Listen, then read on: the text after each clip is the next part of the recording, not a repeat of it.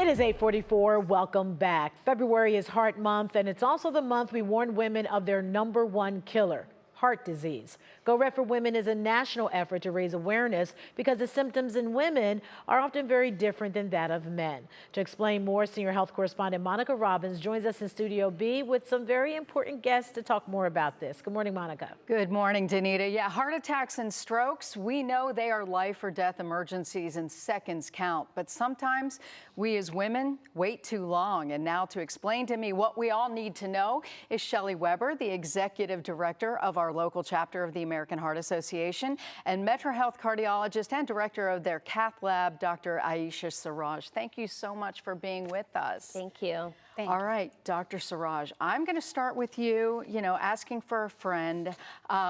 We know that heart disease risk increases with age. What do women, does menopause have an effect on heart disease? That's a very good question. Of course, yes.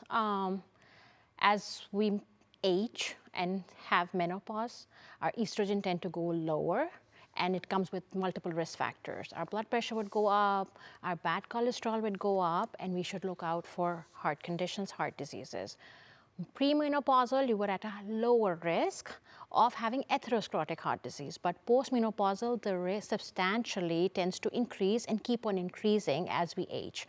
So something to watch out for, because that can affect your cardiovascular health, not in terms of coronary artery disease, but different muscle problems, cardiomyopathies, arrhythmias, so that substantially increases, especially after menopause. So pay attention. One more thing we have to worry about. Thank you. All right. Shelley, we know Go Red is aimed at women, but what are some of the efforts being done by the Heart Association right now to address some of these issues? Yeah, so Go Red for Women is really the movement that shines the spotlight on the health disparities that women face. So it's aimed at awareness. But the American Heart Association knows that sometimes being aware isn't always the only solution. So when you think about systemic type changes, some of the things we've done is launch Research Goes Red to ensure that women are represented in clinical trials. Still, as of now, less than 40% of clinical trials include women.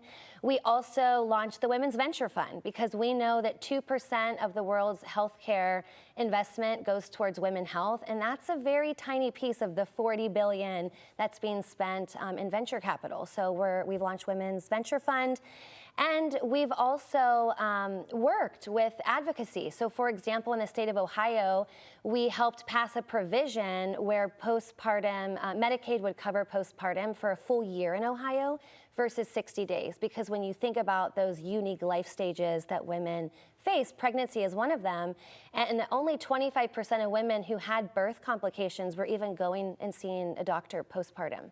It's so important. I'm glad you brought that up. Let's talk about maternal health and heart issues. What do women need to know about that?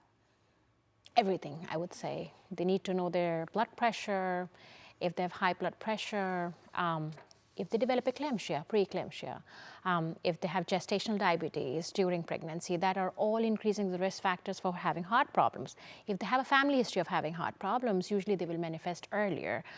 Age is one of those factors. Increasing maternal age can affect your heart health as well when you're becoming pregnant. Anytime there is a pregnant woman, they're concerned about their health, especially their heart health, they should be seeking medical advice.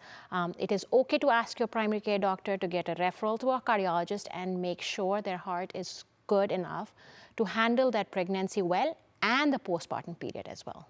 One of the things I stress a lot are signs and symptoms, often very different than men. Sometimes they're the same. What do you want women to know?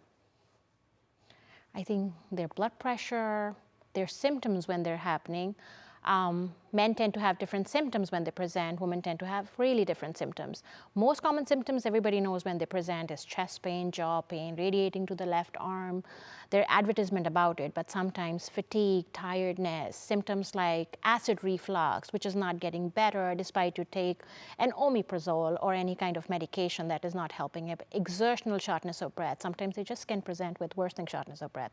So sometimes atypical symptoms, sometimes shoulder pain. They can consider that arthritis. I've seen it for most of the times, but they can manifest as coronary artery disease.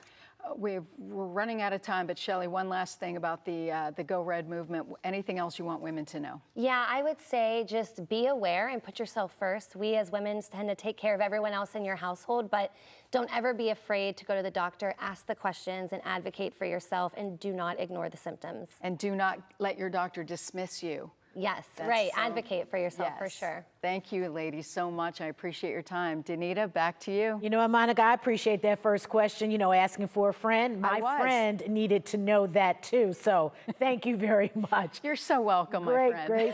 great segment, thank you.